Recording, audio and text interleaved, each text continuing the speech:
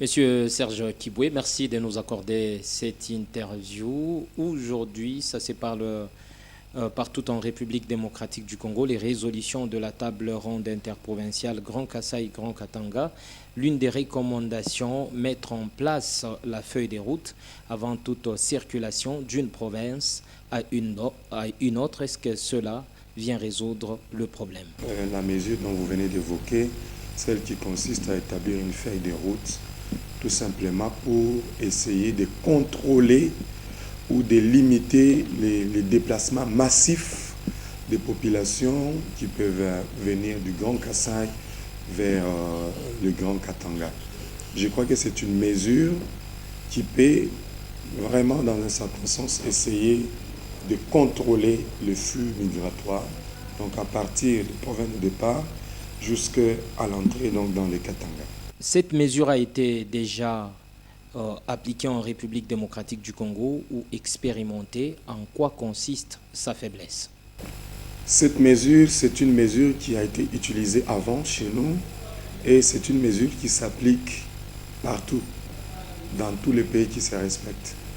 Moi, je crois que c'est une mesure qui présente beaucoup plus d'avantages même que des faiblesses. C'est une mesure qui aura des faiblesses dans la mesure où l'administration locale ne fonctionnerait pas normalement. Parce que le contrôle des flux migratoires, c'est quelque chose qui est à charge de l'état civil. L'état civil, c'est un bureau qui s'occupe de la question, qui se trouve au niveau de la ville de Lubumbashi, de la mairie, et qui se retrouve dans chaque commune de Lubumbashi. En fait, le contrôle, c'est un contrôle qui doit se faire aussi au niveau local. Et c'est un contrôle qui doit inclure beaucoup de paramètres. Lorsque quelqu'un veut quitter par exemple la province du Grand Kasaï pour venir ici, il doit avoir une feuille de route qui doit déterminer son itinéraire. Il va où, il va faire quoi et il va rester pendant combien de temps. Et la mesure sera accompagnée au niveau de la commune, même au niveau de la maison, donc la rue, le bloc, la cellule, où la personne sera logée. Donc les faiblesses, c'est lorsque les cadres de base ne sont pas impliqués ou ils n'arrivent pas aussi à leur niveau à remplir correctement leur rôle.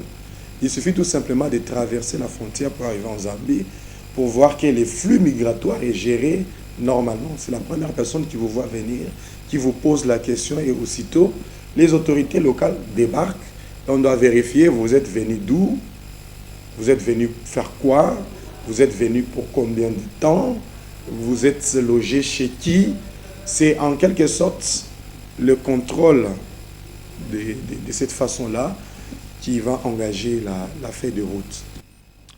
Est-ce que doit-on parler d'une criminalité au regard de la libre circulation que la Constitution donne à tout Congolais en ce qui concerne le cas d'espèce, la circulation?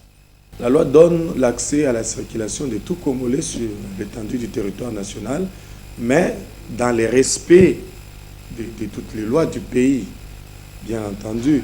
Ça veut dire que lorsque vous circulez et que vous circulez de façon irrégulière ou que votre circulation pose un problème à la loi, à ce moment-là, vous pouvez être interpellé. C'est que vous ne circulez pas dans les normes ou dans les stricts respects des lois du pays. Donc les Congolais sont libres de circuler, mais en respectant les lois du pays. Ils sont libres de circuler, mais ils ne sont pas libres de circuler massivement et de façon incontrôlée, tout simplement. Monsieur Serge Kiboué, merci de votre disponibilité. Merci à vous aussi.